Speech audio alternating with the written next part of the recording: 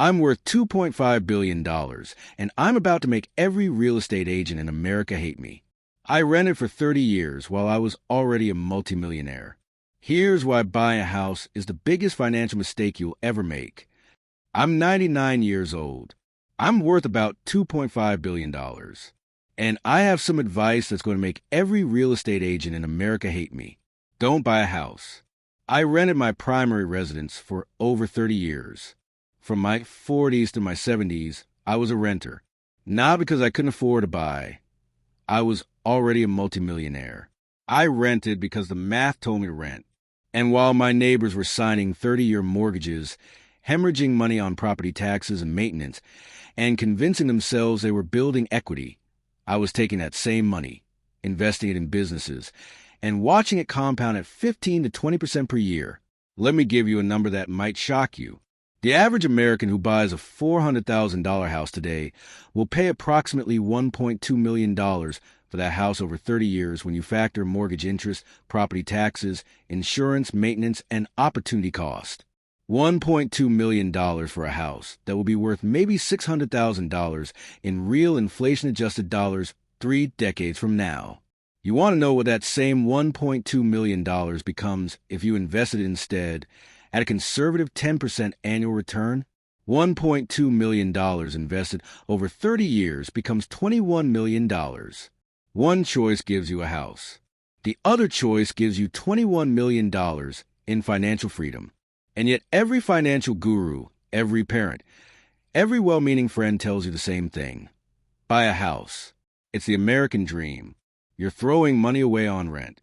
They're wrong. And I'm going to prove it to you using math, not emotion. Because real estate is the biggest financial decision most people make. And most people make it completely wrong. Let's start with the obvious question.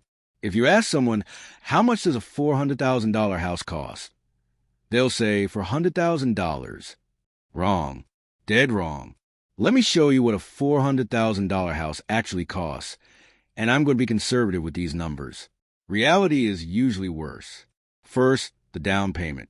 Most people put down 20%, which is $80,000. That's $80,000 you no longer have to invest. We'll come back to that. Now, you finance $320,000 at, let's say, 7% interest for 30 years. Your monthly payment is $2,129.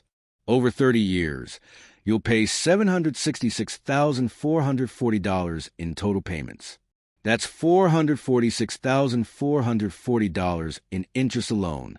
You just paid for the house twice. But we're not done. Not even close. Property taxes. The national average is about 1.1% of home value per year.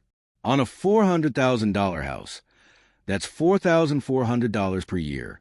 Over 30 years, accounting for property value appreciation, you're paying roughly $180,000 in property taxes. Homeowners insurance. Average cost $1,500 per year. Over 30 years, that's $45,000. Maintenance and repairs. The rule of thumb is 1 to 3% of home value per year. Let's be conservative and say 1.5%. That's $6,000 per year, or $180,000 over 30 years. And that's if nothing major breaks. New roof? $15,000. New HVAC? $8,000. Foundation issues? $25,000. These things happen. HOA fees. If you're in a neighborhood with an HOA, and most new developments have them, you're paying $200 to $500 per month. That's another $72,000 to $180,000 over 30 years. Utilities. Homeowners pay more than renters because houses are bigger. Figure an extra $100 to $200 per month. That's $36,000 to $72,000 over 30 years. Closing costs. You paid 2 to 5% to buy the house. On $400,000, that's $8,000 to $20,000. Then when you sell, you'll pay 6% in realtor commissions. If the house is worth $600,000 when you sell, that's $36,000 gone. Let's add it up. Down payment, $80,000. Mortgage payments, $766,440. Property taxes, $180,000. Insurance, $45,000. Maintenance, $180,000. HOA fees, $100,000 mid-range. Extra utilities, $50,000. Closing costs plus selling commission, $50,000. Total, $1,451,440. You spent $1.45 million to own a house you bought for $400,000. And that's assuming nothing goes wrong. No divorce forcing you to sell at a loss. No job relocation. No housing market crash. No major repairs beyond the 1.5% average. But here's the really painful part. Let's talk about opportunity cost. That $80,000 down payment. What if you'd invested instead? At 10% annual returns, $80,000 becomes $1.4 million in 30 years. The difference between your $2,129 mortgage payment and what you pay in rent, let's say $1,500 per month, is $629. If you invested at $629 per month for 30 years at 10%, you'd have $1.3 million. So by buying that house, you gave up approximately $2.7 million in investment returns. The house might be worth $600,000 in 30 years. You paid $1.45 million for it. You gave up $2.7 million in investment returns. Your total cost? $3.55 million. And for what? For the privilege of mowing your own lawn and fixing your own toilet. This is why I rented. Now, you might be thinking, Charlie, everyone can't be wrong. Home ownership has been the American dream for 100 years. And you'd be right. Everyone believes it. But that doesn't make it true. Let me explain why this myth persists. First, the real estate industry. There are over 2 million real estate agents in America. Their job is to sell houses, not to make you wealthy. They make 6% commission when you buy and 6% when you sell. On a $400,000 house, that's $24,000 per transaction. You think they're going to tell you renting is smarter? Banks love mortgages. It's one of their most profitable products. You're paying them $446,000 in interest over 30 years. They're not going to run ads saying rent and invest instead. The government subsidizes homeownership through mortgage interest deductions. Why? Because the construction industry is huge. Homeowners vote and politicians need both. It's not about what's best for you financially. It's about what's best for the economy and their re-election campaigns. Your parents and grandparents got lucky. They bought houses in the 1960s and 70s when homes cost 2 to 3 times annual income.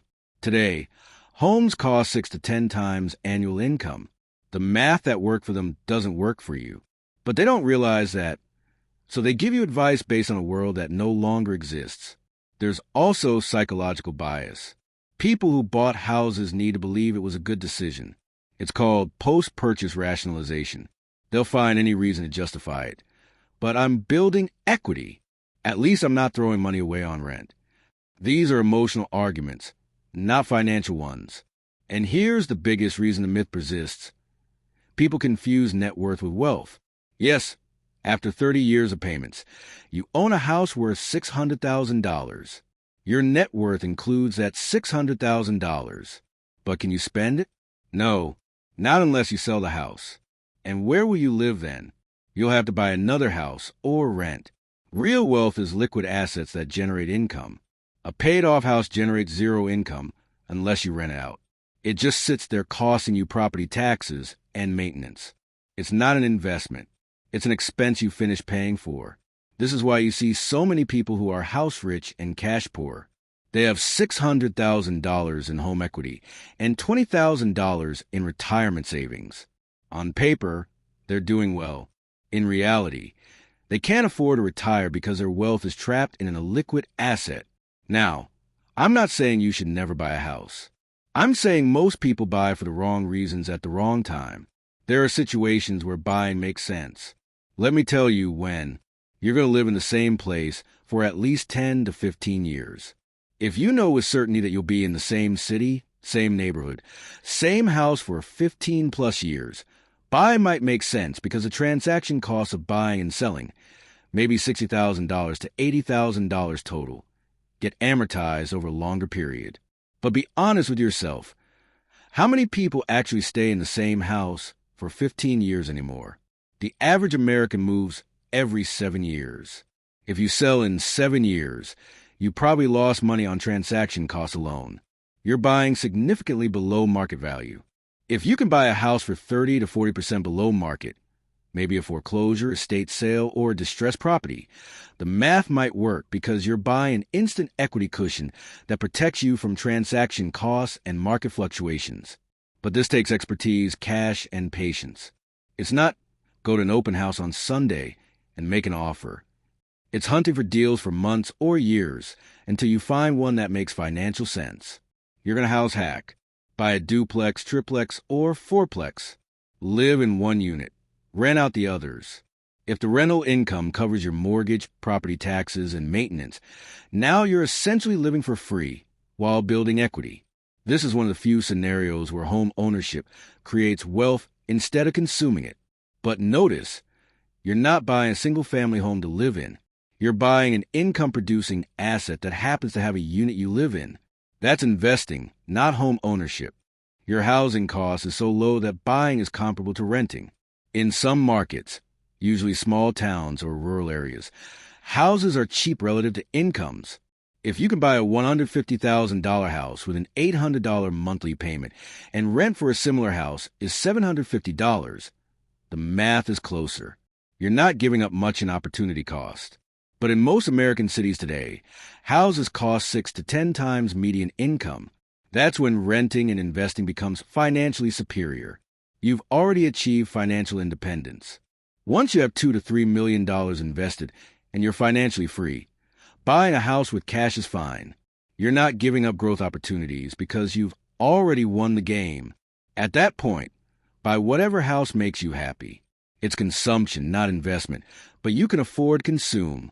But if you're still building wealth, if you're under 50 and don't have 7 figures invested, buying a house is probably the biggest obstacle to reaching financial independence.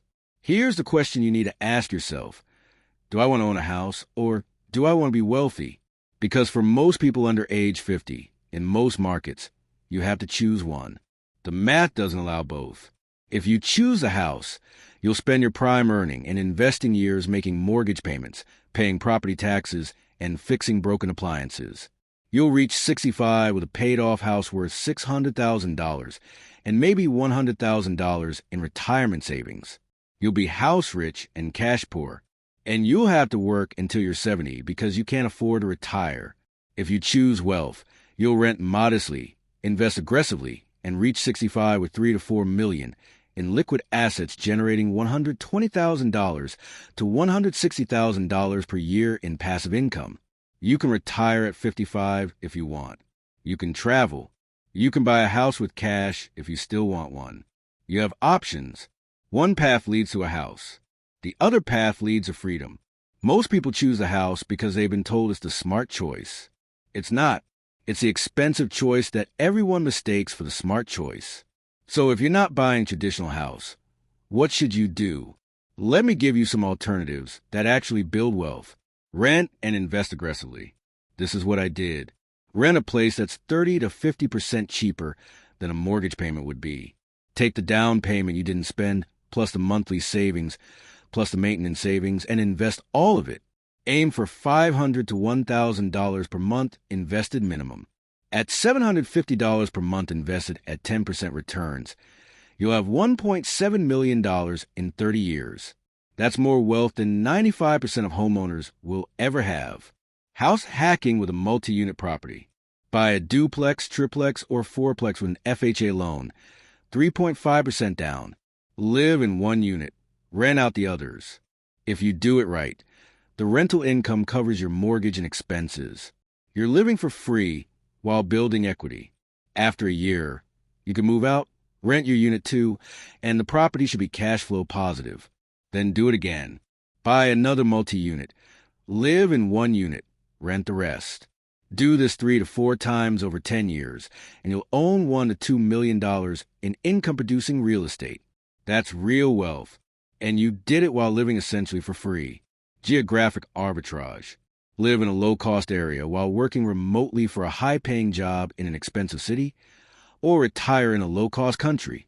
If you can make $100,000 per year working remotely and live somewhere where rent is $800 per month, you can save $50,000 plus per year. In 10 years, that's $500,000 saved plus growth. By age 45 to 50, you're financially independent. Compare that to making $100,000 in San Francisco, paying $3,000 in rent, and saving maybe $10,000 per year. That's the difference between retiring at 50 and working until 70. REITs, real estate investment trusts. Want real estate exposure without the hassles of ownership? Buy REITs. You get real estate returns, monthly dividends, and complete liquidity. No toilets to fix, no property taxes, no tenant drama. A diversified REIT portfolio can give you 6 to 8% annual returns plus dividends. It's real estate investment without the time and money drain of actual ownership. Buy land, not structures. Structures depreciate and require maintenance. Land appreciates and requires nothing. If you must buy real estate, buy raw land in the path of growth. Hold it for 10 to 20 years. Sell when developers come knocking. I've made millions this way, and I never had to fix a roof or replace a water heater. Start a business instead. That $80,000 down payment could start a business. That $2,000 per month mortgage payment could be business investment capital. Return on a successful business? 20 to 50% annually or more. Would you rather own a house appreciating at 3 to 4% per year, or own a business growing at 20 to 30% per year? Every dollar you put into a house is a dollar you didn't put into a business. And businesses create wealth. Houses consume it. The boring one that works. Just invest in index funds. $500 per month into an S&P 500 index fund for 30 years at 10% returns equals $1.1 million. That's it. That's the whole strategy. Most people won't do it because it's boring. They want to build equity and own something tangible. Those are emotional desires, not financial strategies. I'll take the boring $1.1 million over the exciting $600,000 house every single time. The point is this: there are dozens of wealth-building strategies that are better than buying a primary residence. Renting and investing, house hacking, REITs, businesses, index funds, geographic arbitrage. All of them create more wealth with less risk and more flexibility than traditional home ownership. But nobody talks about them because the real estate industry, banks, and the government all profit when you buy a house. They don't profit when you build wealth. So they sell you the dream. And most people buy it. Literally. Let me close with a story. I had a neighbor in the 1970s. Nice guy, engineer, made about the same income one did at the time. We started around the same place financially. He bought a house, $80,000 with a 30-year mortgage. I rented and invested. We'd talk over the fence sometimes. He'd tell me about his equity building up, his pride of ownership, his landscaping projects. I'd listen and nod. 30 years later, he owned his house free and clear, worth about $350,000 by then. He was proud. He'd paid it off. He owned something. I had $15 million in liquid investments. Same starting point, same time frame, same area, completely different outcomes. The difference? I understood opportunity cost. He understood pride of ownership. Here's the thing nobody wants to hear. Home ownership is consumption disguised as investment. You're not investing. You're buying a very expensive place to live and convincing yourself it's a smart financial move. It's not. It's an emotional move. And that's fine if you understand that's what you're doing. If you say, I know buying this house will cost me $2 million in opportunity cost over 30 years, but I really want a house, so I'm willing to pay that price. Then fine, buy the house. At least you're making an informed decision. But most people don't know. They genuinely believe buying a house is building wealth. It's not. It's consuming wealth. You're trading money today and money tomorrow for the psychological benefit of ownership. And maybe that's worth it to you. But don't confuse it with investing. Real investing makes you wealthier over time. Buying a house makes you poorer over time compared to what you could have had if you'd invested instead. That's math, not opinion. So here's my advice. If you're under 50, if you're still building wealth, if you're not already financially independent, don't buy a house. Rent something modest. Invest the difference. Build real wealth. You can buy a house later with cash when you're rich. But if you buy the house now, you'll never get rich. I'm 99 years old. I've seen thousands of people make this mistake. I've watched them trade financial freedom for pride of ownership. I've watched them work into their 70s because they spent their wealth-building years paying for a house instead of building investments. Don't be them. Rent. Invest. Build wealth. Buy the house later if you still want it. But whatever you do, stop believing the lie that home ownership creates wealth. It doesn't. It destroys wealth. The real estate industry just convinced everyone otherwise. Now you know better. What you do with that knowledge is up to you.